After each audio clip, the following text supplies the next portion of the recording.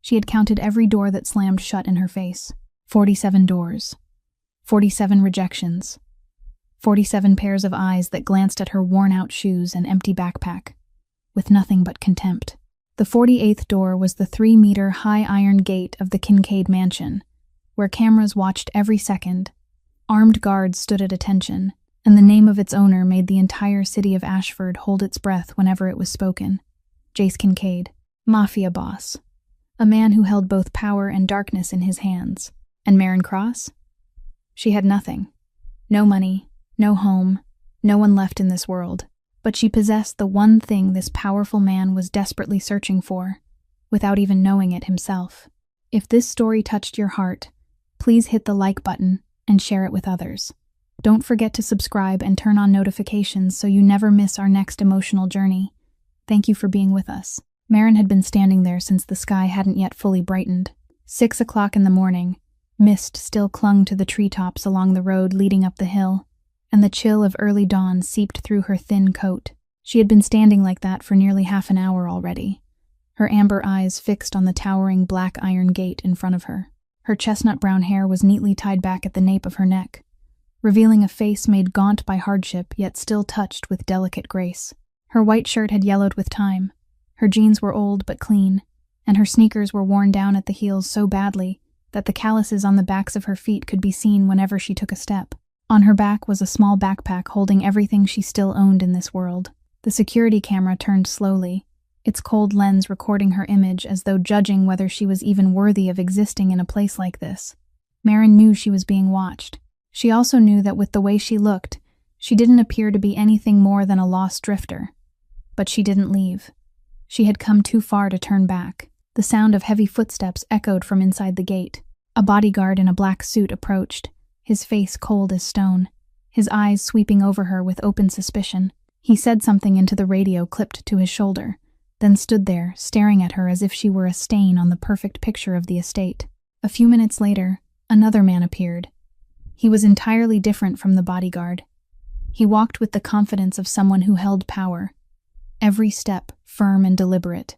Around 40 years old, solidly built, with a sharply cut face and eyes as keen as twin blades.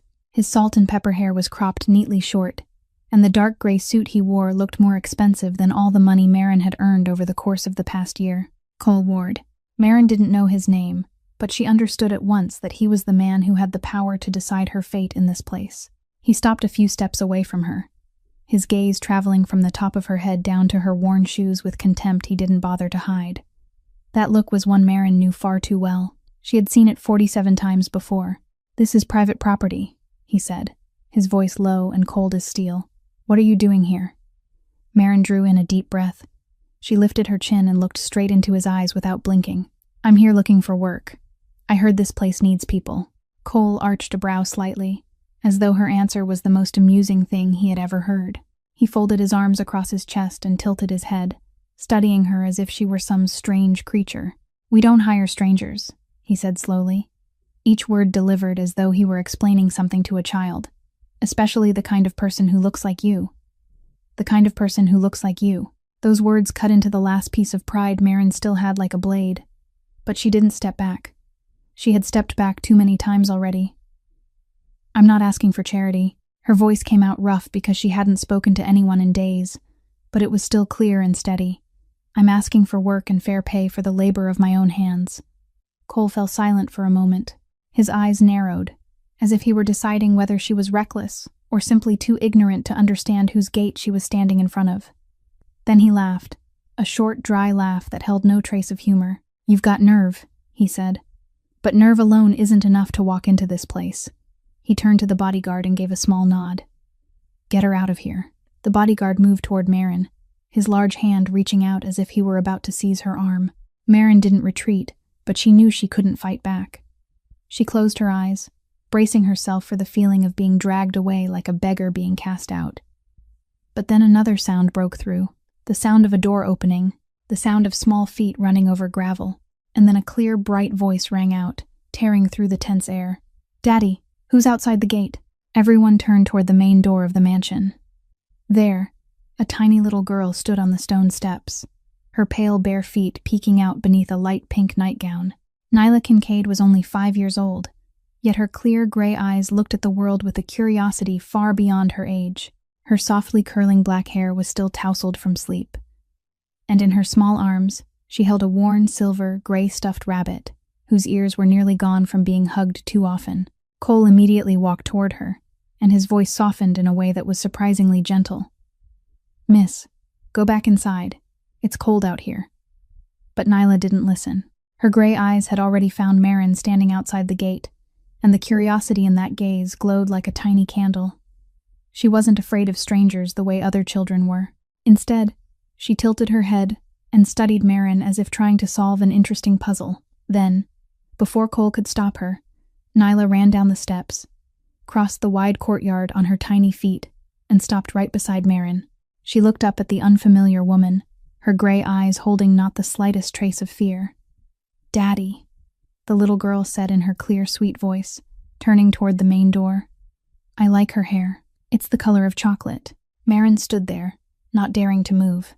She looked down at the child standing beside her, at the tiny hand gripping the edge of her coat, as though it were the most natural thing in the world. Something warm touched Marin's dried-out heart, a feeling she had forgotten a very long time ago. Heavy footsteps sounded from the main doorway. Marin lifted her head, and she saw him. Jace Kincaid stepped out from the shadows of the house, his tall frame blocking part of the doorway itself. He was over 6 feet tall, with broad shoulders and a body wrapped in a black suit tailored with flawless precision down to every stitch. His face was all sharp, angular lines, as if carved from stone, and a faint scar ran from the corner of his jaw down to his neck, a mark from a past Marin didn't want to know. But what caught her attention most were his eyes. Gray, cold, like steel frozen in the harshest winter. There wasn't a trace of warmth in them as they swept across the scene before him. "What is this?" Jace asked, his voice low and clipped. He didn't look at Marin. He looked at Cole, waiting for an answer. Cole explained at once. "A woman came looking for work, sir. I was sending her away." Jace didn't respond. At last, his gray eyes moved slowly toward Marin. He looked at her, his gaze traveling from head to toe with the cold, calculating judgment of a man used to assessing people in a matter of seconds. He saw the worn-down shoes, the old backpack, the faded clothes, but then his gaze stopped at her eyes. Marin didn't lower her head. She looked straight into the eyes of the most powerful man in the city of Ashford without blinking, without trembling. She had lost too much to still know how to fear anything. Something flickered across Jace's steel-gray eyes, too quickly for Marin to grasp. He turned to Cole. "The new nanny quit last week," Cole said, lowering his voice. "We're short of people." Jace didn't answer right away. His eyes moved downward to his daughter. Nyla was still standing beside Marin, her little hand still tightly clutching the corner of the stranger's coat. This child rarely went near anyone. Previous nannies had needed weeks before she would even look at them. And yet now, Nyla stood beside a drifter, as though they had known each other for years. Jace looked back at Marin one more time. "You have 1 week," he said, his voice flat and without emotion. "Prove that you're useful. If not, you'll be out of here faster than you came in." Then he turned and walked back into the house, not looking back, not saying another word. His tall figure disappeared behind the heavy oak door, leaving Marin standing there with the child still clutching her coat and the estate manager watching her with eyes she couldn't read. Marin understood clearly. This wasn't kindness. This was a test, and she had only 7 days to prove that she deserved to exist in this world. Cole led Marin through the wide garden behind the mansion, past the row of outbuildings where the bodyguards stood watching her with probing eyes, then stopped in front of a small iron door leading down to the basement. He opened it, stepped aside, and gave her a nod to go in. The room was only about 10 square meters, with gray concrete walls where strips of paint had peeled away with time. A narrow iron bed stood in the corner, and a thin mattress with an old wool blanket was all it held. The ceiling bulb gave off a weak yellow light, flickering as though it might go out at any moment. The air was cold and damp, carrying that familiar mildew smell of places that hadn't been lived in for a long time. "You start work early tomorrow morning," Cole said shortly. "If there's anything you don't understand, ask Mrs. Reeves, the housekeeper. Don't disturb the boss. Don't go into areas you're not allowed to enter. And don't even think about running off with anything from this house." Marin nodded. She didn't say a word. because she knew that words meant nothing right now. Only actions could prove who she was. Cole turned and walked away, the sound of his footsteps echoing up the stairs before gradually fading into silence. Maren stood alone in the cold little room, listening to the stillness settling all around her. Then she slowly lowered her backpack to the floor, sat down on the edge of the bed, and looked around at the place that would be hers for the next week. Cold, damp, dark. But to Maren, this was the first shelter she had found after months of wandering the streets. This was the first roof over her head since she had lost everything. And more than that, it was her last chance. She wasn't allowed to fail. The next day, before the sun had fully risen, Maren was already in the main kitchen. Mrs. Reeves, a woman in her 50s with a stern face and thin lips always pressed tight, looked her up and down and then pointed toward the mountain of laundry piled in the corner of the room. Maren didn't ask another question. She went straight to work, washing clothes, scrubbing floors, cleaning out the storage room, hauling heavy crates that should have taken 2 men to move. She did it all with calloused hands and an aching back, without a single complaint, without asking for even a minute of rest. The bodyguards passed by from time to time, glancing at her with doubtful eyes. They whispered to each other, passing comments that Maren heard clearly but pretended not to hear. She knew she was an outsider in this world.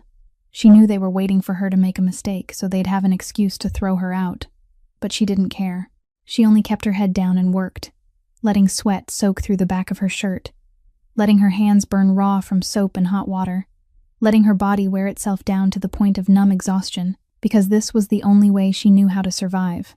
That afternoon, while Maren was dragging a heavy crate across the wide courtyard, she had no idea that from an upper window of the mansion, a pair of gray eyes was quietly following her every step. Jace Kincaid's office was on the top floor of the mansion, with walls paneled in dark oak and large glass windows overlooking the entire stretch of land below. This was the room where the most important decisions were made, where the fate of many people could be determined by nothing more than a nod or a brief remark, and today was no exception. 5 men sat across from Jace, their faces drawn tight, their eyes lowered, not daring to look directly at the boss. In the middle of them was a middle-aged man, sweat running down his temples, his hands resting on his thighs and trembling without stop. Jace sat behind the large wooden desk, his back against the chair, his cold gray eyes fixed on the shaking man as though he were looking at a worthless insect. He didn't say a word for 10 full minutes, letting the crushing silence bear down on everyone in the room. Then at last, Jace spoke, his voice low and calm, as though he were commenting on the weather. "Take this man out of here. I don't want to see his face again." The man opened his mouth as if to say something, perhaps to beg, perhaps to explain, but 2 bodyguards had already stepped forward, hauled him to his feet, and dragged him out of the room before he could make a sound. The others rose at once, bowed their heads to Jace, then filed out one by one, their footsteps hurried as though they wanted nothing more than to escape that room as quickly as possible. The door closed.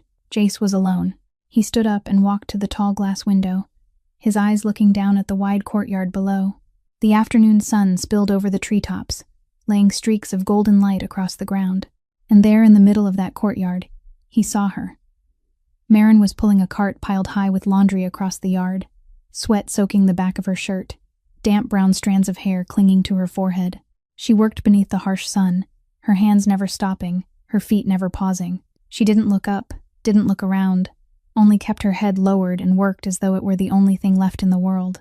Jace stood there watching, longer than he had intended. Who is she? The question passed through his mind. Why isn't she afraid? He was used to fear in other people's eyes. It was something he saw every day, in the eyes of enemies, in the eyes of subordinates, even in the eyes of people who called themselves friends. But that woman, when she had stood before him yesterday morning, there hadn't been even the slightest trace of fear in her amber eyes. There had only been resolve, the fierce endurance of someone who had lost everything and had nothing left to lose. A knock at the door pulled Jace from his thoughts. Cole stepped in, a stack of documents in his hand. "This week's reports, sir." Jace nodded, still standing by the window. Cole set the papers on the desk and turned as if to leave.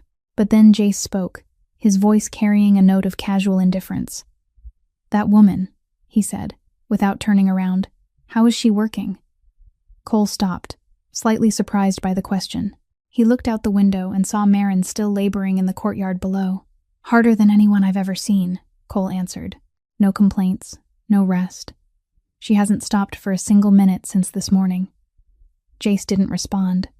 He only gave a faint nod, his eyes still following the slender figure moving across the yard. Cole understood that as permission to leave, and he quietly stepped out of the room. In Jace Kincaid's world, hard work meant nothing. There were thousands of hardworking people out there, and they were still nothing.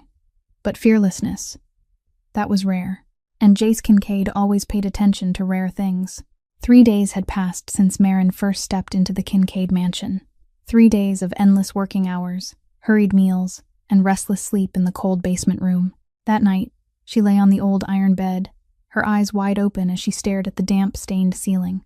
Her body was exhausted, but her mind wouldn't rest. Old memories kept flooding back, images of her late husband, of the days they had spent together in the laboratory, of his laughter as he taught her how to recognize the signs of illness. Maren let out a soft sigh, turned onto her side, and at last gave up on sleep. She needed a glass of water. The mansion was silent in the late night, with only moonlight slipping through the tall windows and casting silver streaks across the marble floor. Maren moved as lightly as a shadow, her footsteps making almost no sound as she made her way down the hallway toward the kitchen. She had just filled a glass of water when she heard a strange sound coming from the back courtyard. A low groan, faint, broken, as though someone were trying to hold back pain. Maren set the glass down and stepped outside. The moonlight was bright enough for her to see a figure curled up in the corner of the yard, his back pressed against the stone wall, both arms wrapped tightly around his stomach. She moved closer and recognized him as one of the youngest bodyguards in the house, the young man she had once seen standing watch at the front gate. His face was as pale as paper. Cold sweat ran down his temples, and his whole body trembled even though the night wasn't cold. Maren knelt beside him, her amber eyes moving quickly in careful assessment. She placed a hand against his forehead and felt the heat of fever. Then she gently pressed on the lower right side of his abdomen, and the young bodyguard groaned in pain. "Since when?" she asked, her voice calm. The bodyguard opened his eyes and looked at her with surprise and suspicion. "Who are you?" "I asked since when," Maren repeated. "When did the pain begin?" "This afternoon," he answered through clenched teeth. "I thought it was just a stomachache, but it kept getting worse." Maren looked into his eyes, and she knew.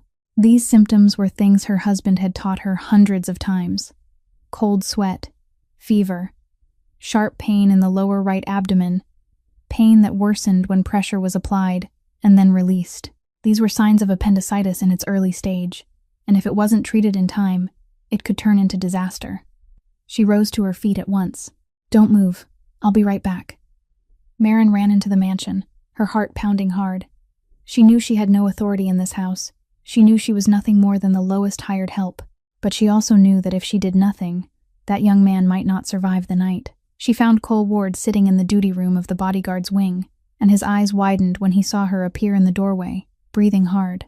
"Your man needs to get to the hospital right now," Maren said, her voice urgent but clear. "If you wait until morning, it'll be too late." Cole stood up, his eyes narrowing with suspicion. "Are you a doctor?" "No," Maren answered, "but I know when someone's in danger. And the young man out in the yard is in very serious danger." Cole stared at her for a long moment, as though weighing whether he should trust the words of a stranger. Then he nodded and hurried outside. 10 minutes later, the young bodyguard was carried into a car and driven to the hospital. Maren stood there watching the headlights disappear beyond the iron gate, and she prayed she wasn't wrong. The next morning, the news spread through the mansion like fire. The doctors at the hospital confirmed it. The young bodyguard's appendix had become severely inflamed and had been on the verge of rupturing. If they had waited just a few more hours, he might not have made it. Maren was mopping the floor in the first-floor hallway when she heard the whispering voices of bodyguards passing by. "She saved Tony's life," one of them said. "They say she took one look at him and knew what was wrong. That's something else." Maren didn't lift her head. She didn't stop moving her hands. She kept working as though she hadn't heard a thing, but she could feel the change in the way they looked at her as they passed. No longer with contempt or suspicion. There was something different now. Maybe curiosity. Maybe a trace of respect. The rumor kept spreading from one person to another, from one corner of the mansion to the next, and at last, it reached the ears of one man. The man sitting in the office on the highest floor, his cold gray eyes turned toward the window overlooking the courtyard below. Jace Kincaid listened to Cole's report, his face giving away nothing at all, but in his mind, The question from several days earlier returned once more. Who is she? That afternoon, Jace called Cole into his office. Cole stepped inside and stood straight before the boss's desk, waiting. Jace didn't look up right away. His eyes remained fixed on the file in front of him as though it were the most important thing in the world. But Cole knew very well that when Jace Kincaid summoned someone into his private office, it was never over something small. At last, Jace lifted his head, his gray eyes looking directly at Cole. "That woman," he said, his voice calm but carrying an unmistakable thread of interest beneath every word. "Investigate her for me. I want to know everything." Cole nodded and didn't ask a single question. He had worked for Jace long enough to know that when the boss gave an order, his job was to carry it out, not to question it. 2 days later, Cole returned to Jace's office with a thin file in his hand. He set it on the desk and began his report. Maren Cross, 28 years old, born in a small town about 200 miles south of Ashford. Her parents died in a car accident when she was 17. No siblings, no close relatives left. Jace listened, his face showing nothing at all. Cole continued. She married at 22 to a man named Daniel Cross, a pharmaceutical researcher working for a major company. They lived happily for a few years, until he was diagnosed with a serious illness. Cole paused for a moment, as though weighing the next words before he spoke them. Her husband died 2 years ago after a long period of treatment. The medical expenses piled up, leaving behind an enormous debt. And then his former company, the place where he had worked and given so much of himself, found a way to seize the patent he had left behind. She didn't have the money to hire a lawyer. She didn't have anyone to help her. She lost everything. Jace remained silent, his eyes fixed on the empty space in front of him. "She has nothing," Cole said, his voice dropping lower. "No family, no money, nowhere to go back to. After losing her house, she drifted from one job to another, washing dishes, cleaning, waiting tables, taking in laundry. 47 places turned her away before she came here. 47, Jace repeated the number silently in his mind. 47 doors slammed shut in her face, and still she had kept walking until she reached the 48th. How did she save that bodyguard? Jace asked. That was what he truly wanted to know. Cole nodded as though he had expected that question. From what I found, her husband was a pharmaceutical researcher, specializing in medications for internal diseases. During the time she cared for him, she learned a great deal of medical knowledge from him. She's not a trained doctor, but she knows enough to recognize dangerous symptoms. Cole paused and looked at Jace. She doesn't have any formal credentials, but she has practical knowledge, and that night, she recognized the signs of appendicitis in Tony just by observing him and asking a few simple questions. Jace said nothing. He signaled for Cole to leave, and Cole quietly stepped out of the room, closing the door behind him. Alone in the large office, Jace rose and walked to the window. His eyes searched for the familiar figure in the yard below, and he found her there, hanging clothes beneath the late afternoon sun, her brown hair stirring softly in the breeze. Maren Cross. A widow with nothing left in the world but an empty backpack and a pair of worn-down shoes. A woman life had stripped of everything, yet one who still refused to fall. The nameless stranger now had a name.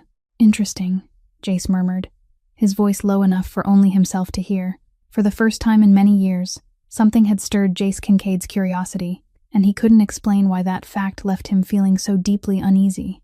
A week passed, and Maren was still here. Jace said nothing about keeping her or sending her away, and that silence was understood to mean that she had passed the test. Cole assigned her a few new duties. Mrs. Reeves no longer looked at her with open contempt, and the bodyguards occasionally nodded in greeting when they passed her by. But Maren knew her place. She was still an outsider, someone permitted to exist in this world, but not someone who truly belonged to it. She still slept in the cold basement room, still ate only after everyone else had finished, still worked from early morning until late at night, without a word of complaint. One afternoon, Maren was cleaning the second-floor hallway when she saw an unfamiliar man step out of Nyla's room. He looked to be around 60, with white hair combed neatly back, and a face carrying the smug self-satisfaction of someone long accustomed to being served. The expensive suit, the fine leather briefcase, and the way he moved as though he owned the whole world. "Dr. Benton," housekeeper Reeves whispered as she passed Maren. "The Kincaid family's private physician. He's been caring for the whole family for 10 years. Don't even think about trying to edge your way in." Maren didn't answer. She simply lowered her head and continued with her work. That night, she was lying in her room when she heard hurried footsteps passing along the upstairs hallway, worried voices, doors opening and closing. She paid it no mind, thinking it wasn't her concern. But then the fretful crying of a child drifted all the way down to the basement, lingering and persistent, and Maren recognized it as Nyla's voice. She lay there listening, her eyes fixed on the dark ceiling above. The crying wouldn't stop, sometimes louder, sometimes softer, but never fully silent. Maren knew she shouldn't interfere. This was their family, their employer's child, and she was only hired help. But that crying kept echoing in her mind, making it impossible for her to close her eyes. At last, she got up and stepped out of her room. She climbed the stairs, her footsteps soft against the cold stone steps. When she came near Nyla's room, she saw that the door was slightly open, warm yellow light spilling into the hallway. Through the narrow opening, she saw Jace carrying his daughter in his arms, pacing back and forth across the room. His face looked worn with exhaustion, his gray eyes filled with worry, and the way he held the child revealed the helplessness of a father who didn't know what to do to make his daughter stop crying. Nyla lay in her father's arms, her cheeks flushed with a mild fever, her gray eyes squeezed shut and then opening again in restless discomfort. Dr. Benton had come that afternoon, examined her, prescribed medicine, and said she would be better by morning. But it was now close to midnight, and Nyla still refused to sleep. Maren started to turn away, thinking she shouldn't be here. But at that very moment, Nyla opened her eyes, those clear gray eyes looking toward the doorway, and she saw her. "Miss Maren," Nyla's weak little voice called out, her tiny arms reaching toward Maren. Jace turned his head, and his eyes met Maren's. For one moment, they only looked at each other, neither of them saying a word. Then Jace let out a tired breath, his voice rough with exhaustion. "She wants you. Can you do anything?" Maren nodded and stepped into the room. She knew Jace was watching her every movement, his gray eyes never leaving her for a second. He didn't entirely trust her, that was obvious. But for his daughter, he was willing to give her a chance. She asked permission to go to the kitchen, and quickly returned with a cup of warm water mixed with honey and lemon, along with a washcloth dampened with cool water. She placed the cloth on Nyla's forehead, gently wiped away the beads of sweat, then gave the little girl small sips of the warm honey water. Nyla fussed and turned her face away, but Maren stayed patient. Then she began to tell a story, her voice soft as wind whispering through leaves. A story about a little rabbit who had lost the way home, who had to cross so many forests and so many rivers, meeting so many new friends before finally finding the place where he belonged. Maren kept speaking, her hand still gently wiping Nyla's forehead, her voice even and soothing. Little by little, Nyla's restlessness faded. She lay still, listening, her small hands wrapped tightly around the old silver-gray stuffed rabbit. Then, slowly, her eyelids grew heavy, her breathing evened out, and Nyla drifted into sleep. Maren rose to her feet and stepped back toward the door. She knew she ought to leave now, before she overstepped her place. But when she turned around, she caught Jace's eyes on her. He stood in the corner of the room, his back against the wall, his gray eyes fixed on her. But that gaze wasn't as cold as it had been in the early days anymore. There was something else in it now, something Maren couldn't name. She lowered her head in a quiet gesture of respect, and then slipped silently out of the room, leaving Jace standing there, watching her retreating figure disappear beyond the door. The next morning, Nyla woke with rosy cheeks and a radiant smile, as if the night before had never happened. Her fever had completely broken, and she ran around the room with her stuffed rabbit in hand, her bright laughter echoing through the hallway. Jace stood at the doorway of his daughter's room, watching her with a sense of relief he didn't want to admit. He had barely slept the night before, so worried that every few hours he had gone back into Nyla's room to check on her again. But now, seeing his daughter healthy and cheerful, he felt as though a heavy stone had just been lifted from his chest. That afternoon, Jace sat in the sitting room with Nyla. This was one of the rare times he set aside just for his daughter, apart from the meetings, the decisions, and the burdens of the empire resting on his shoulders. Nyla sat on her father's lap, her legs swinging, her gray eyes shining as she began to chatter. "Daddy, do you know what?" she said excitedly. "Last night Miss Maren told me a story about a little bunny looking for home. The bunny went through so many places and met so many friends, but in the end he still found the place where he belonged. It was so good, Daddy." Jace listened, his eyes on his daughter, and his face softened in a way he didn't even realize. "She tells stories so well, Daddy," Nyla went on, her little voice full of excitement. "She even sang to me. Her voice is so soft, like the wind blowing across a field of flowers. I liked it so much." Then she tilted her head, as if trying to remember something. "Oh, and she also made me drink something warm and sweet. I don't know what it was, but after I drank it, I didn't feel bad anymore. I really like Miss Marin, Daddy." Jace didn't answer right away. He looked at his daughter, saw the way her eyes lit up every time she said that name, and something inside him stirred. "You like her that much, huh?" he asked, his voice even. Nyla nodded so hard that her black curls bounced. "I do," she said firmly. Then suddenly she stopped, and her clear gray eyes lifted to her father with a seriousness that seemed strange in a 5-year-old child. "Daddy, is Miss Marin going to stay forever?" That simple question made Jace fall silent. He didn't know how to answer his daughter, because he didn't know the answer himself. "She hugged me," Nyla continued, her voice growing smaller, carrying a longing that a 5-year-old child shouldn't have had to carry. "She hugged me like, Nyla paused, as though searching for the right words. Then she looked up at her father, her eyes clear and innocent, like Mommy. Those 2 words went through the armor Jace had spent years building as if they were an arrow. He stood still, unable to breathe, unable to move. Mommy, the woman he had loved most in this world.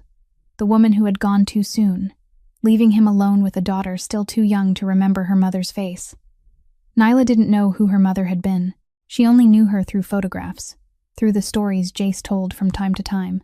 She had no memory of her mother's arms, of her mother's warmth, of what it felt like to be held against her mother's heart. And now, she was saying that a strange woman, a drifter he had allowed to remain only because the house was short-handed, had given his daughter a feeling she had never known before. Jace lifted a hand and gently smoothed his daughter's black hair. He said nothing, because he didn't know what he could possibly say. Too many emotions were moving through him in that moment, too many for him to name one by one. Nyla rested her head against her father's chest, hugging her silver-gray stuffed rabbit, unaware that her innocent words had touched a wound Jace had believed had healed long ago. His daughter had lived without a mother's love for far too long, and he, though he loved her beyond measure, though he would have done anything for her, still couldn't fill that empty place.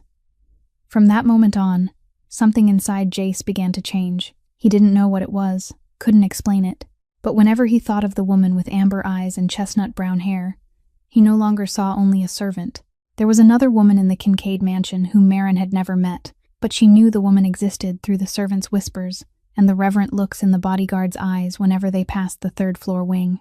Eleanor Kincaid, Jace's mother, the woman who had survived the horrifying night when her husband was betrayed and murdered before her eyes, the woman who had raised her son alone until he became the most powerful boss in the city of Ashford. She rarely appeared before outsiders, but that didn't mean she was unaware of everything that happened inside this house.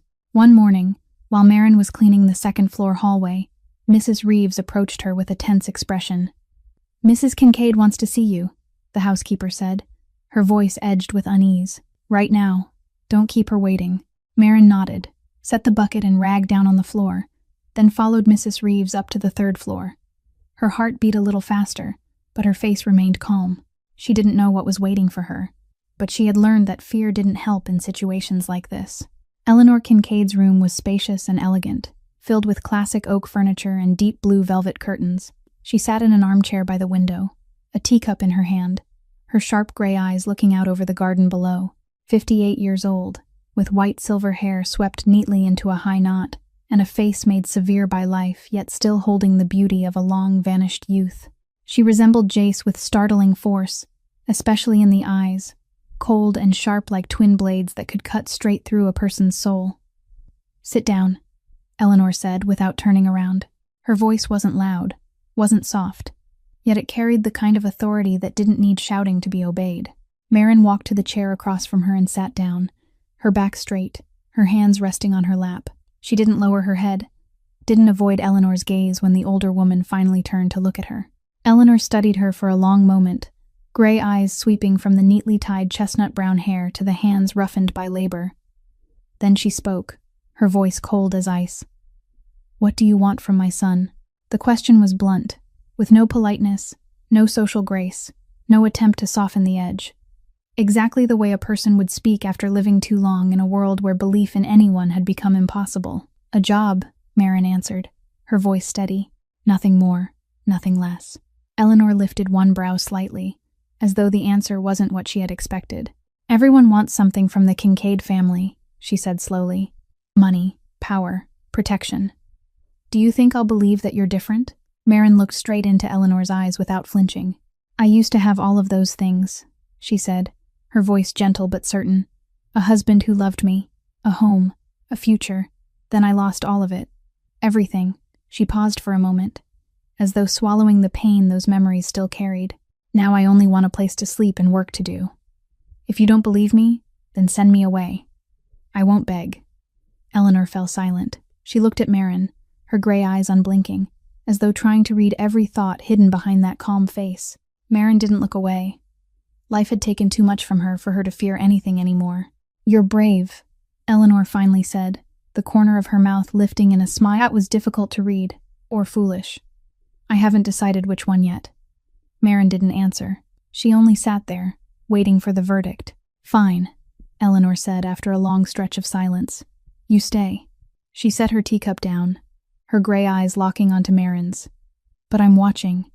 Every step, every action. If you do anything that harms my son or my granddaughter, you'll learn what regret truly feels like." Marin nodded, rose to her feet, lowered her head in respect to Eleanor, then quietly left the room. She didn't know that after the door closed behind her, Eleanor was still watching her go, her gray eyes carrying a look she hadn't worn in many years. Honesty, no scheming, no fear. That young woman had something in her that reminded Eleanor of herself many decades earlier, when she had still been a young woman stepping into this brutal world with empty hands and a heart that refused to bow. "Interesting," Eleanor murmured, her lips curving into one of her rare smiles. "Very interesting." A few days after her meeting with Eleanor, Marin happened to discover the garden behind the mansion while she was taking out the trash near the dumping ground not far from there. Hidden behind tall hedges was a wide stretch of land that had been abandoned for a long time, with weeds growing up to her knees, flower beds long dead and withered, and a lonely stone bench sitting in the middle of the ruined greenery. It was easy enough to see that this had once been a beautiful garden, with winding stone paths, climbing trellises that had rotted away, and a small fountain that now stood as nothing more than a rusted skeleton. But now it looked like a graveyard of things that had once lived, forgotten, and left for time to destroy. Marin didn't know why the garden had been left in such neglect, but she could feel that there was something sorrowful hidden in every blade of wild grass, every shriveled petal. She didn't ask anyone, didn't tell anyone, and simply began to clear it little by little in the afternoons after her main work was done. She pulled weeds, turned the soil, and cleared away the dry, rotten branches. Then she began planting a few small herbs she found in the corner of the garden, seeds that had somehow survived through so many seasons of neglect. Basil, mint, lemongrass, simple things, but useful when needed. Her husband had once taught her about the uses of herbs, and her hands moved over the earth as though remembering the life she had once lived. One evening, beneath a full moon hanging round and bright in the sky, Marin was kneeling on the ground, her hands smeared with dirt, carefully mounding soil around the roots of several newly planted basil shoots. She didn't hear the footsteps drawing near, didn't realize she was no longer alone until a shadow stretched long across the ground before her. "What are you doing here?" Marin looked up, and her heart seemed to stop for a beat when she saw Jace standing a few steps away. Moonlight fell across his sharply cut face, bringing out the faint scar that ran from the corner of his jaw down to his neck, and his gray eyes were fixed on her with an expression she couldn't read. Marin rose to her feet and brushed the dirt from her hands onto her old jeans. "Basil, mint, lemongrass," she answered, her voice calm. "Small things, but useful when needed." Jace didn't say anything. He stepped past her and walked to the lonely stone bench, his eyes moving slowly over the garden that was beginning, little by little, to come back to life. Something changed in his expression, some fleeting thing Marin couldn't name. "My wife used to grow flowers here," Jace said, his voice low and far away, as though he were speaking more to himself than to her. "Roses, daisies, orchids. She loved this garden more than any other place in the house." Marin stood still, barely daring to breathe. She looked at Jace's face in the moonlight, and for the first time she saw something other than coldness and power. She saw pain, deep, smoldering, and lonely down to the bone. "I'm sorry," she said softly. "I didn't know. I'll clear out and—" "No," Jace cut in, his voice still low but firmer now. "Leave it." He turned to look at her, and for the first time, his voice wasn't cold.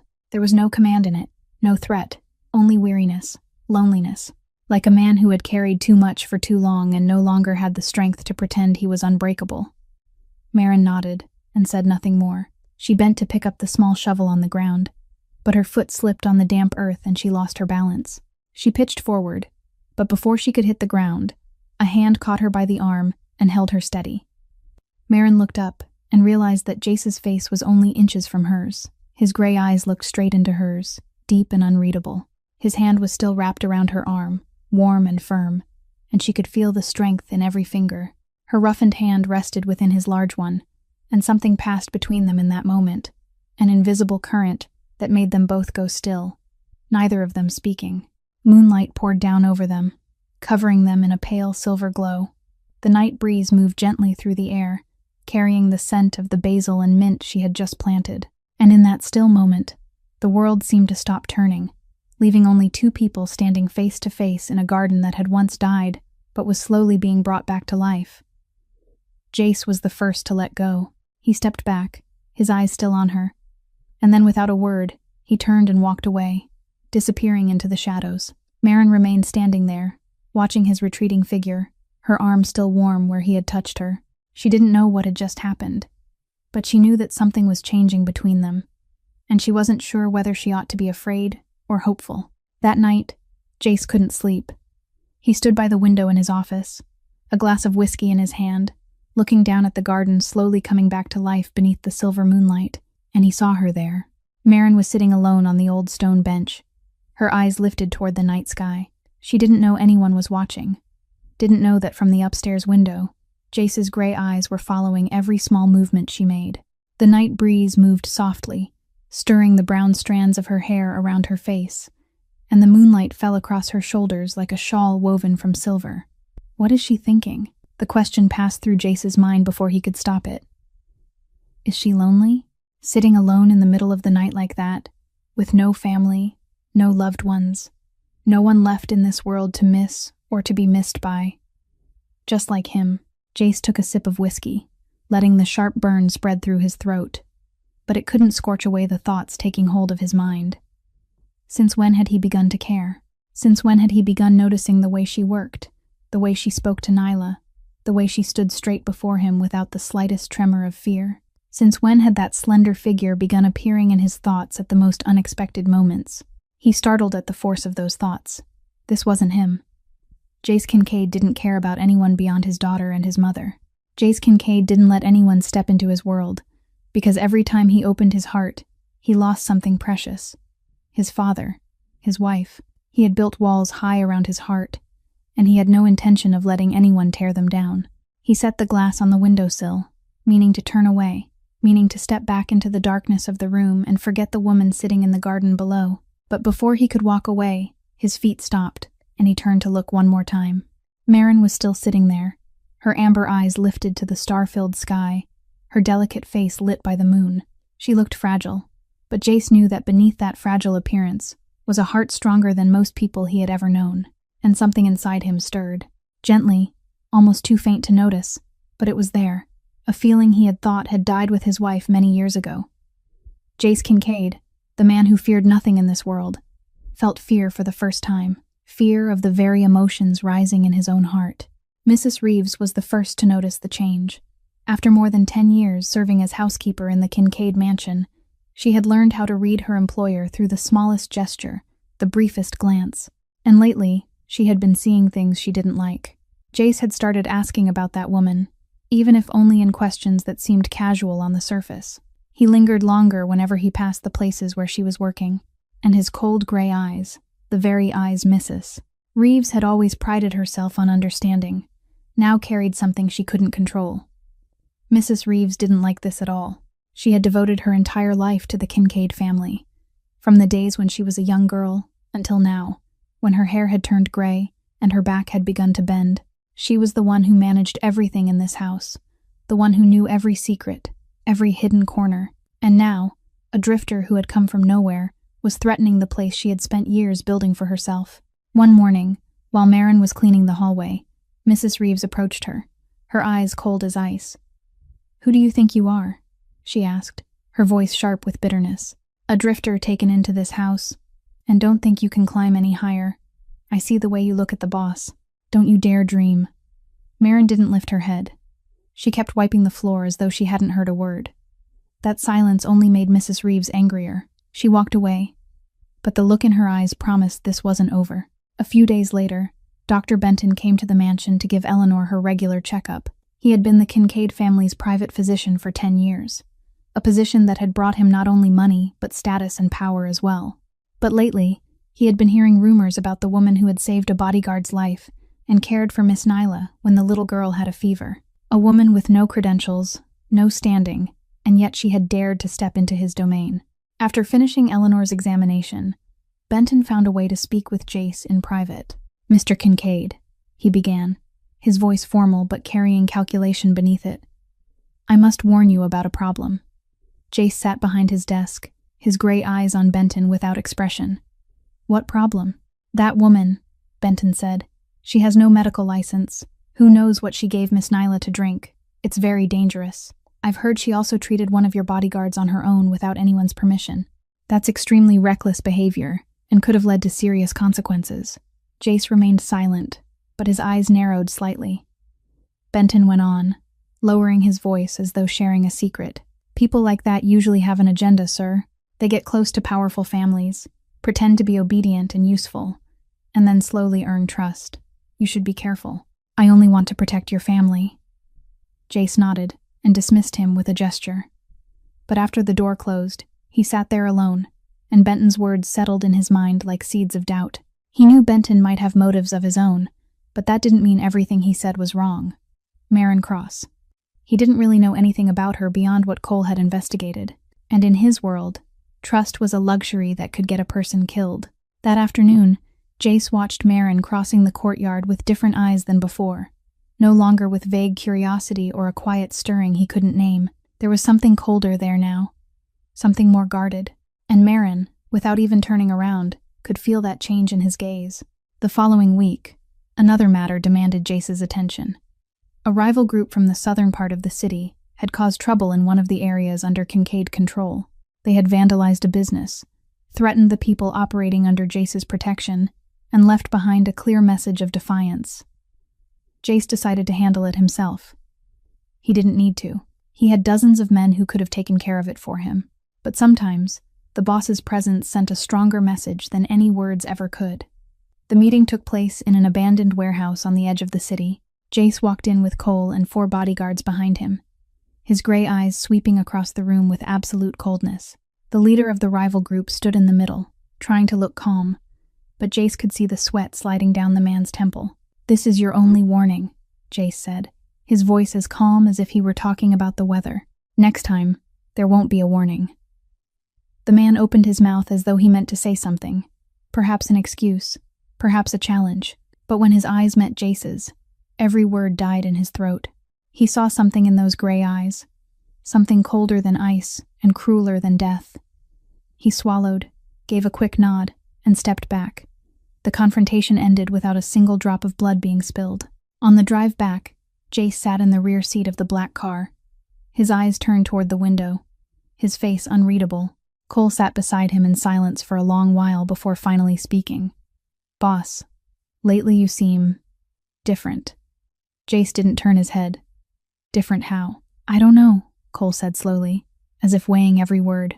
"Just different. You think more. You look far away more often." The silence inside the car stretched long.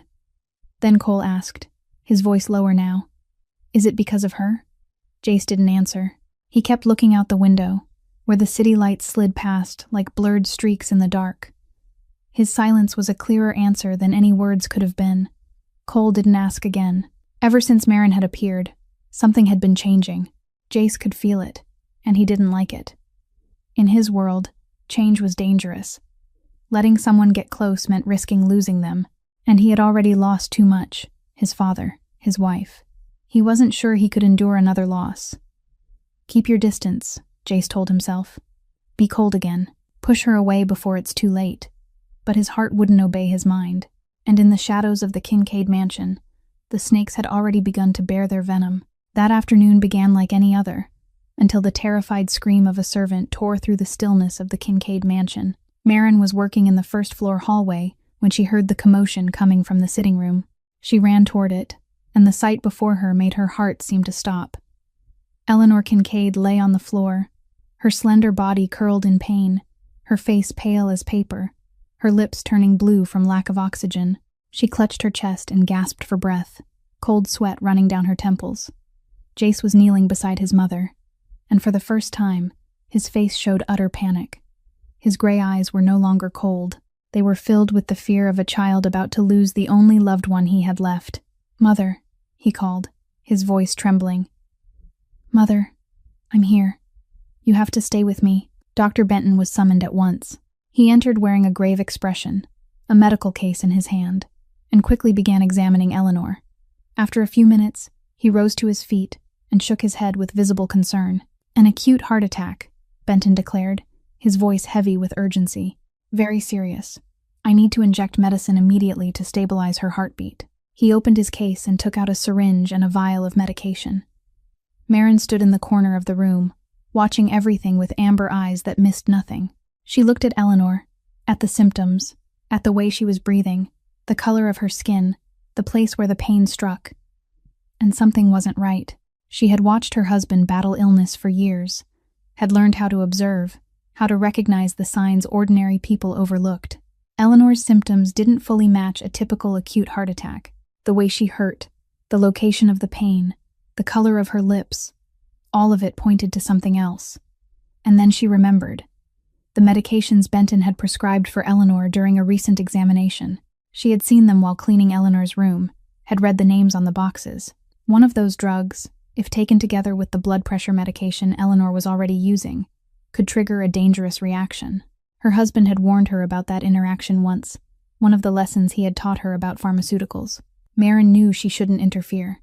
She knew her place in this house, but she also knew that if she stayed silent, Eleanor might die. She stepped forward, her heart pounding hard inside her chest. "Stop," she said, her voice ringing out through the crowded sitting room. "Don't give her any more medicine. Check everything she's already taking first." Everyone turned to look at her. Benton froze, and his eyes darkened with anger. Jace looked at her, and in his gaze, Marin saw violent conflict. "You dare question me!" Benton roared, his voice full of outrage. "A nobody with no credentials? No standing? I'm a doctor with 30 years of experience. What are you, standing here daring to challenge me?" "I'm not a doctor," Marin said, her voice calm even though she was shaking inside. "But I know about drug interactions, the heart medicine you prescribed for Mrs. Kincaid 2 months ago can't be taken together with the blood pressure medicine she's already on. It can cause slow heart failure and symptoms that look like an acute heart attack." Benton's face turned red with fury. "Absurd. You dare accuse me?" Jace rose to his feet, his eyes fixed on Marin. In those gray eyes, she saw fear, confusion, and the suspicion that Benton's words and Mrs. Reeves's warnings had planted in his mind over so many days. His mother was lying there, on the edge of death. The doctor he had trusted for 10 years stood on one side, and the woman he had only recently come to know, the woman everyone had warned him to be wary of, stood on the other. The fear of losing his mother, the last person left from his past, the woman who had sacrificed everything to raise him into the man he had become, that fear won completely. "Get out," Jace said, his voice like a blade cutting through the air. "Out of my house. Right now." Marin stood there, her amber eyes looking straight into his. She didn't beg. She didn't plead. She only looked at him with a pain so deep it seemed endless, the pain of someone betrayed by the very person she had begun to trust. "I understand," she said, her voice soft but steady. "I only ask one thing of you. Check her medication." Then she turned away. She walked across the room, past all the eyes following her, and out through the main door of the Kincaid mansion. Outside, night had already fallen, and Marin stepped into the darkness with her backpack over her shoulder, her worn-down shoes beneath her feet, and a shattered heart inside her chest. She didn't look back. She didn't know that behind her, Jace was standing at the window, his gray eyes following her until her figure disappeared completely into the dark. And he didn't know that he had just driven away the only person who could save his mother. 3 hours passed, and Eleanor wasn't getting better. Dr. Benton had used every medication he could think of, injected everything he believed was necessary. But her condition only grew worse. Her breathing became weaker. Her skin turned more ashen, and the gray eyes that had once been so sharp were now nothing more than 2 dim shadows behind half-closed lashes. Jace sat beside his mother's bed, holding her icy hand in his. And for the first time in his life, he felt completely helpless. Outside the bedroom, Cole stood in the hallway, his eyes fixed on nothing. Marin's words kept echoing in his mind like a bell that wouldn't stop ringing. Check her medication. He had worked for the Kincaid family for nearly 20 years, had seen enough in this world to know that sometimes the people with no power at all were the ones telling the truth. And that woman, with her fearless amber eyes, had no reason to lie. Cole pulled out his phone and called someone, a trusted pharmacist who had worked with the organization for years, a man Cole knew wouldn't lie to him. He read off the full list of every medication Benton had prescribed for Eleanor over the past 2 months, one by one, dose by dose. There was silence on the other end of the line. Then a curse broke through. Who prescribed this? The pharmacist demanded, his voice full of disbelief. These 2 drugs mustn't be taken together. The heart medicine you just read, and the blood pressure medication she's already taking, if used together over time, they'll cause slow heart failure. The symptoms will look exactly like an acute heart attack. Stop them immediately. Immediately. Cole hung up and ran.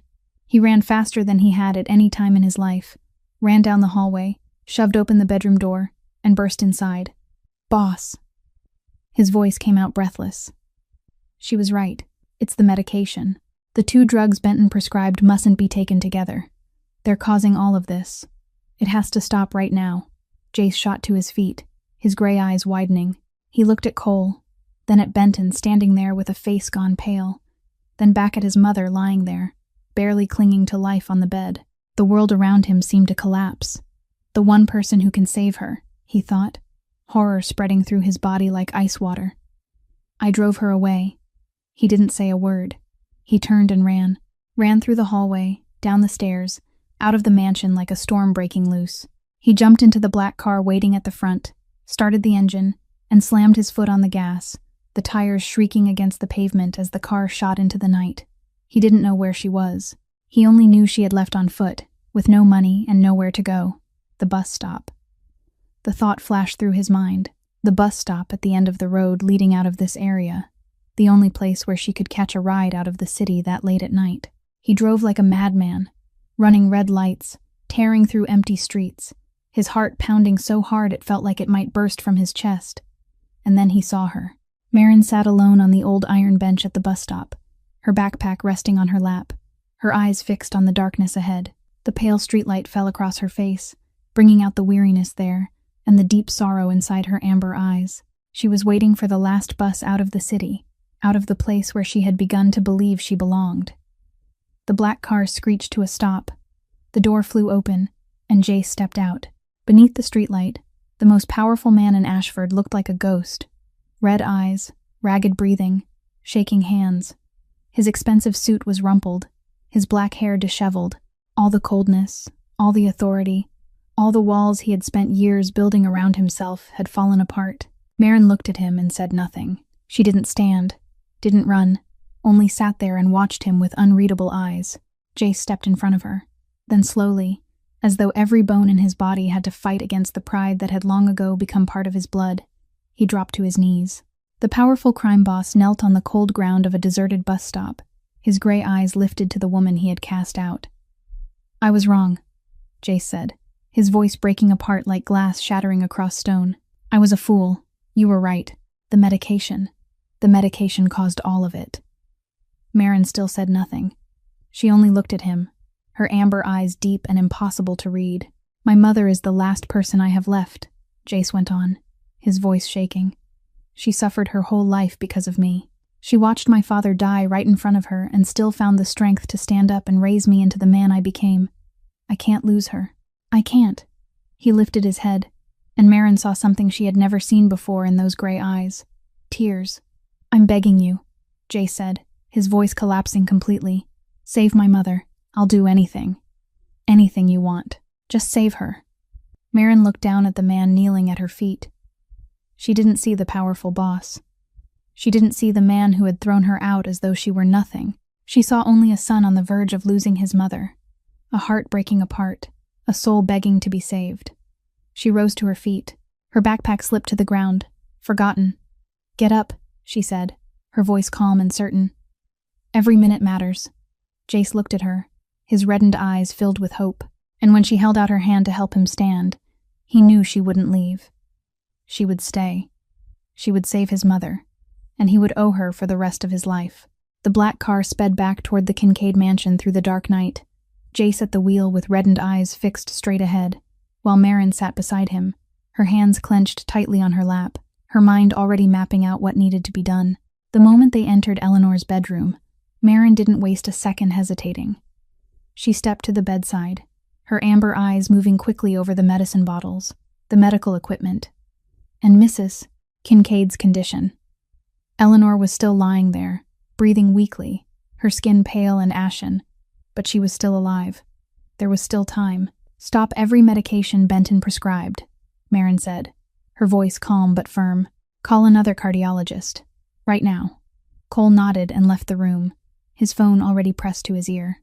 Dr. Benton stood in the corner of the room, his face gray, his mouth opening as if he meant to say something, but one look from Jace silenced him.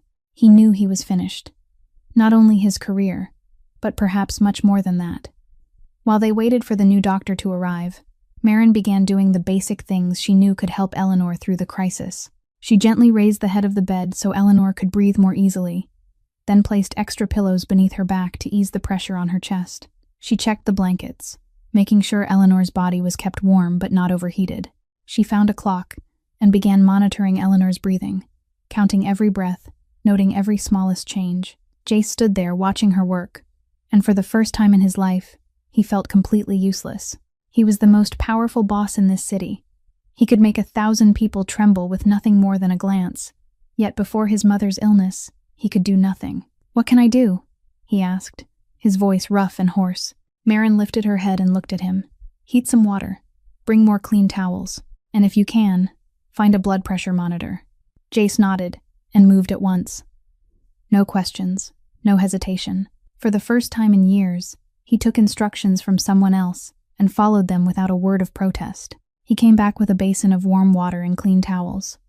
Marin dipped a cloth into the water, wrung it out, then gently wiped Eleanor's face and neck. She worked slowly, carefully, as though Eleanor were the most precious thing in the world. And to Jace, she was exactly that. "Help me lift her a little," Marin said. Jace stepped forward, carefully sliding his arms beneath his mother's back and lifting her while Marin supported her head and neck. They worked together without needing many words, only brief instructions and silent nods. Sometimes, while lifting Eleanor or pulling the blanket into place, their hands brushed by accident. Neither of them pulled away. The cardiologist arrived about an hour later, a middle-aged man with a stern face and sharp eyes. He examined Eleanor carefully, checked the medication list Cole handed him, and his expression darkened as he read. "Severe drug interaction," he confirmed. These two should never have been prescribed together. Who gave her this? Benton didn't answer. At some point, he had quietly slipped out of the room without anyone noticing. The new doctor began treatment, using the proper medications to stabilize Eleanor's heart and clear her body of the toxic buildup from the past 2 months. He said Eleanor would need time to recover, but as long as she wasn't given any more of the wrong medicine, she would survive. After the doctor left with a promise to return early in the morning, the room fell into silence. Marin sat in the chair beside the bed, her eyes never leaving Eleanor. She watched every breath, every smallest movement, making sure everything remained steady. Jace sat on the other side of the bed, his back against the wall, his tired gray eyes refusing to close. He looked at his mother, then at Marin, then back at his mother again. They didn't speak. There was nothing to say, or perhaps too much to say, and neither of them knew where to begin. There was only silence, but it wasn't strained or uncomfortable. It was the silence of two people enduring a long night together, waiting together, hoping together. From time to time, Marin rose to check on Eleanor, and Jace stood with her each time, ready to help if she needed him. They moved around the room like two people who had worked side by side for years, even though in truth they had known each other only a few weeks. When Maren reached for the towel at the head of the bed, Jace's hand reached for it at the same time. Their fingers touched, and both of them paused for a beat. Maren looked up, her amber eyes meeting his gray ones in the dim light. Neither of them spoke. Neither of them pulled their hand away. Then the moment passed, and they went back to what they were doing, as though nothing had happened. But both of them knew something had changed between them. An invisible thread had been tied, delicate yet impossible to deny. The night stretched on without end. The hours moved slowly, heavily, counted out by every breath Eleanor took, by every tick of the wall clock. But they weren't alone. In that small room, in the middle of darkness and fear, they had each other. The first light of dawn slipped through the gap in the curtains, scattering pale golden streaks across the wooden floor and slowly reaching the foot of the bed where Eleanor lay. Maren sat in the chair beside her, her amber eyes having stayed open through the entire night, yet still never leaving the woman lying there. And then she noticed something beginning to change. Eleanor's breathing was no longer rushed and shallow. It gradually became steady, deeper, like the breathing of someone sinking into peaceful sleep instead of struggling against death itself. Color began to return to her face, shifting from ghostly pallor to a soft flush, like flower petals slowly coming back to life after a storm. Maren rose to her feet, stepped closer, and placed a hand against Eleanor's forehead. No fever. Her skin was warm, but not unnaturally hot. Every sign showed that her body was slowly recovering. "Jace," she called softly. Jace lifted his head from where he sat, his gray eyes red from exhaustion and fear. He looked at Maren, then at his mother, and he saw what she was seeing. "She's going to be all right," Maren said, her voice gentle. And at that exact moment, as though she had heard those words, Eleanor slowly opened her eyes. Her gray eyes were clouded with fatigue, but they were open. They were looking. They were alive. She blinked several times, as though trying to grow used to the light again, and then her gaze found Jace. Her son was sitting there, his face hollowed by the night, rough stubble shadowing his jaw from hours without sleep. Yet his eyes were shining with a kind of joy she hadn't seen in him in many years. "Mother," Jace whispered, his voice catching. "My son," Eleanor said, her voice weak but still carrying that familiar sharpness. "What happened? Who saved me?" Jace opened his mouth, but no sound came out. He tried to swallow the lump in his throat, his eyes blinking quickly to hold back the tears threatening to rise.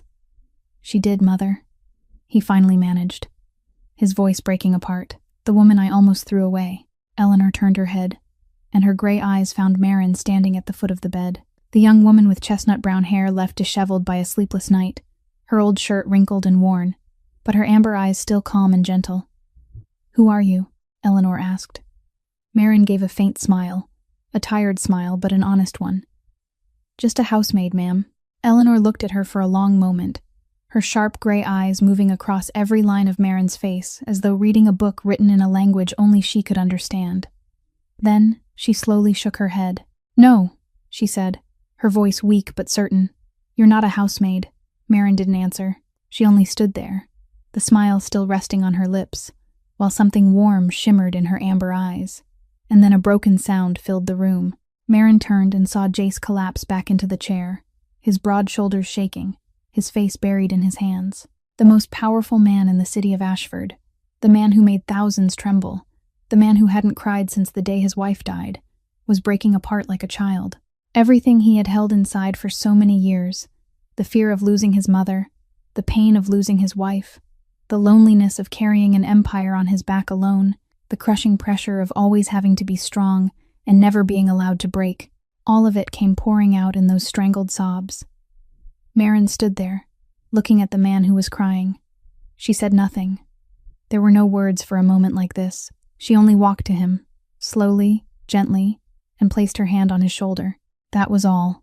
One hand on his shoulder, a silent presence, a way of telling him that he wasn't alone, that he didn't have to be strong all the time, that sometimes it was all right to be weak. Jace didn't lift his head. He only raised his hand, covered hers where it rested on his shoulder, and held it tightly, as though it were the only thing keeping him from sinking. On the bed, Eleanor looked at the two of them, and in her gray eyes was a look she hadn't worn in many years, the look of hope, The look of a mother seeing that her son had finally found the one person who could heal wounds she herself had never been able to reach. Dawn rose higher, warm golden light flooding the room, driving away the darkness of the longest night. And Jace Kincaid, for the first time in many years, allowed himself to be weak, in the arms of morning, in the presence of his mother and the woman who had saved her life. The next morning, when the sun was already high and the Kincaid mansion was slowly returning to its usual rhythm, an unwelcome visitor appeared at the front gate. Dr. Benton entered the sitting room with a tense expression, though he still tried to hold on to an air of confidence. Beside him was a middle-aged man in a gray suit, a leather briefcase in hand, clearly a lawyer. Benton had spent the entire night thinking, and he had decided that attack was the best form of defense. He would accuse Marin of practicing medicine without authorization, threaten legal action, and force the Kincaid family to throw her out in order to avoid trouble. In his mind, it was a perfect plan. But the moment he stepped into the sitting room, Benton stopped cold.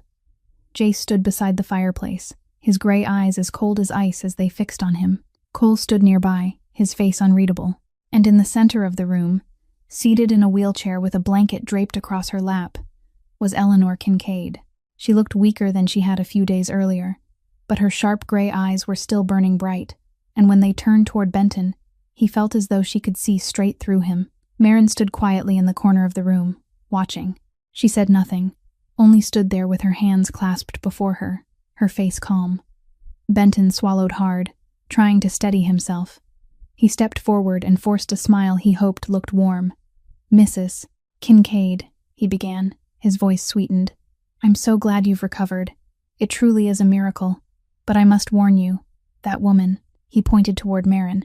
"She interfered in medical treatment without authorization. This is a serious violation of the law, and I have a duty to. Be quiet." Those two words cut across Benton's speech like a sharpened blade. Eleanor spoke, her voice not loud, but so cold it could have frozen the entire room. Benton snapped his mouth shut, his face going pale. Eleanor looked at him, her gray eyes unblinking. Slowly, she lifted her hand and pointed straight at him. "The medicine you prescribed," she said, each word precise, "almost took my life. 2 drugs that should never have been given together, and you had me taking them for 2 months. If it hadn't been for her," she nodded toward Marin, "I would be dead." Benton opened his mouth to say something, but Eleanor didn't give him the chance. "She was the one who found the problem," Eleanor continued, her voice growing sharper. "She was the one who saved me while you stood there helpless. And now you dare walk into my house and accuse her?" Eleanor straightened in her wheelchair, and though her body was still weak, her authority hadn't diminished in the slightest. "You have 12 hours to leave Ashford," she declared. "After that, don't let me see your face again." Benton stood there with his mouth hanging open, his face draining white, then flushing red, then turning white again. He looked toward the lawyer who had come with him, but the man had already stepped back several paces, clearly wanting no part of this anymore. No one dared stand against the Kincaid family, especially when both Eleanor and Jace were standing on the same side. Benton turned and fled without looking back, his steps unsteady like a man who had just been handed a death sentence. The door slammed shut behind him, and the room fell into silence. Jace turned his head, and his eyes found Mrs. Reeves standing in the corner, trembling. The old housekeeper had witnessed everything, and she knew she wouldn't escape either. Jace didn't need to say much. He only looked at her, his gray eyes cold and final. "Get out of my house," he said. Mrs. Reeves didn't dare say a word. She lowered her head and quietly walked away, her years of service to the Kincaid family ending in a matter of seconds. When the room held only those closest to the family, Jace turned to Cole. He stood straight, his broad shoulders set, and when he spoke, his voice carried through the room with the force of a declaration. "From this day forward," he said, "Marin Cross is under the protection of the Kincaid family. Anyone who harms her will regret it." Cole nodded, receiving the order. It wasn't just a statement. In this world, it was a public declaration, stronger than any contract or legal document. Marin Cross, the wandering woman who had once had nothing left in this world, had now become someone protected by one of the most powerful families in the city of Ashford. Spring came to the city of Ashford, carrying with it warm breezes and tender green buds on the trees. Several months had passed since that fateful night, and the Kincaid mansion had changed completely. Eleanor was growing stronger with each passing day. She was able to walk on her own again, though she still needed plenty of rest. Nyla was happier than ever, her bright laughter filling the house every day, and the silver-gray stuffed rabbit now had a new friend to listen to bedtime stories each night. And as for Marin, she had opened a place to help the community in the poor neighborhood on the south side of the city. It wasn't a clinic, because she didn't have the credentials to open one, but it was a place where poor families could come for health guidance, buy simple herbs at affordable prices, and be referred to doctors when necessary. Jace had quietly funded every expense, from the rent to the furnishings, but he never took credit for any of it. Whenever someone asked, he only said it was an investment. One late spring afternoon, when golden sunlight poured across the garden, Jace came to find Marin in the room where she was staying, now moved up to the second floor and fully furnished with every comfort. "Come with me," he said, his voice gentler than usual. "There's something I want to show you." Marin followed him through the familiar hallways, out behind the mansion, to the garden where she had once planted those first small herbs. But the moment she stepped outside, she stopped still. There, where there had once been nothing but abandoned earth, wild weeds, and dead flowers, now stood a greenhouse. An elegant black steel frame held up clear glass panels, and the late afternoon sun streaming through them scattered 1,000 shimmering rays across the ground. Inside, Marin could see dozens of neatly arranged pots, climbing vines, and wooden shelves filled with the herbs she had once spoken of: basil, mint, lemongrass, chamomile, lavender, and far more besides. "You built this," Marin whispered, her voice catching. "I did," Jace answered, standing beside her, his gray eyes resting on her with a tenderness she had never seen there before. Marin stepped inside the greenhouse, her trembling hands reaching out to touch the lush green leaves and the flowers blooming in every shade. She couldn't find words, because if she opened her mouth, she was afraid she would cry. Jace stepped in after her, and when she turned back, he was standing there, his eyes never leaving her. "Ashford was never really home to me," he began, his voice low and unhurried. "It was only a place where I tried to survive. Then you appeared. With your worn-down shoes and those eyes that refused to bow. You weren't afraid of me.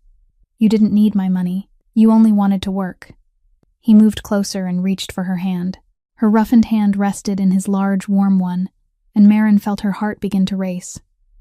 "You saved my daughter," Jace continued. "You saved my mother. You saved me too. From the cold, from the loneliness, from the walls I'd spent years building around myself." He looked straight into her eyes, and his gray eyes were no longer cold as steel. They were warm, honest, and full of love. "I want you to stay," he said. "Not as a servant, but as my wife, as Nyla's mother. As the woman I want to see every morning when I wake and every night before I fall asleep." Marin stood there, tears slipping down her cheeks, and she didn't even bother to wipe them away. She remembered all the days behind her, 47 doors slammed shut in her face, 47 rejections, 47 times she had thought she had finally reached the bottom of despair. "I walked through 47 closed doors," she said, her voice trembling but full of happiness. "I never imagined the 48th door would lead me here." Jace tightened his hold on her hand. "Then what's your answer?" Marin smiled, the brightest smile she had worn since the day her husband died. "I'm staying here," she said, "with you." Jace pulled her into his arms and held her tightly, as though he feared she would disappear if he let go. Marin rested her head against his chest, listening to the strong, quick beat of his heart, and she knew that at last, after all the loss and pain, she had found the place where she belonged. "Is Miss Marin staying forever, Daddy?" Nyla's voice rang out from the greenhouse doorway. She stood there, clutching her silver gray stuffed rabbit, her clear gray eyes shining with hope. Jace turned to look at his daughter, and the smile on his lips was the happiest smile Nyla had ever seen on her father's face. "Yes, sweetheart. Forever." Nyla gave a cry of joy and ran to them, wrapping herself around both of their legs. And there in the greenhouse filled with late afternoon sunlight, among the pots of herbs and the flowers in full bloom, a new family was born. Sunset settled over the Kincaid mansion, painting the sky into a radiant canvas where shades of orange, pink, and violet melted into one another. In the revived garden, beside the glass and steel greenhouse shimmering beneath the fading light, 3 figures stood together. Jace held Marin from behind, his chin resting lightly on the top of her head, his gray eyes looking toward the horizon with a peace he had thought he had lost long ago. Nyla stood between them, one arm wrapped around her old silver-gray stuffed rabbit, the other clutching the edge of Marin's shirt as though she feared Marin might disappear if she let go. "Is Miss Marin really staying forever, Daddy?" Nyla looked up and asked, her clear gray eyes shining with hope. Jace smiled, the warmest smile he had ever worn. "Yes, sweetheart, forever." On the porch, Eleanor stood there with her back against the doorframe, her gray eyes resting on the scene before her, a smile of quiet satisfaction on her lips. She had lived long enough to witness too much loss, too much sorrow. But today, she was witnessing something different. She was witnessing her son finding happiness. Marin Cross, the woman who had once owned nothing in this world but an empty backpack and a pair of worn-down shoes, now had everything. A family, a place to belong, a love, not because she had gone searching for those things, but because she had given of herself without ever asking for anything in return. She had given care, patience, courage, without expecting to be repaid. And because of that, life had repaid her 100-fold. And Jace Kincaid, the man who held the power and darkness of the entire city of Ashford in his hands, had finally found the light. Not in the places where he had searched for it, not in money or status, but in the woman he had almost thrown away into the night, the woman he had nearly lost forever because of his own pride and fear. Power can't protect what matters most. Money can't buy peace for the soul. Sometimes, real strength doesn't lie in standing at the highest peak and looking down on the world. Real strength lies in daring to kneel before the person you love, in daring to let yourself be weak, in daring to open your heart to love and to be loved. And as the sunset slowly faded and gave way to the coming night, that little family remained there together in the garden that had once died and had been brought back to life, just like their own hearts. If this story touched your heart, please like and share it so it can reach more people. Don't forget to subscribe to the channel and turn on the notification bell so you won't miss the next deeply emotional stories from us. How did this story make you feel? Please leave a comment below so we can hear what is in the deepest part of your heart. Wishing everyone watching this video good health, a joyful life, and peace in every day. Thank you for being here with us. Goodbye, and we'll see you again in the next video.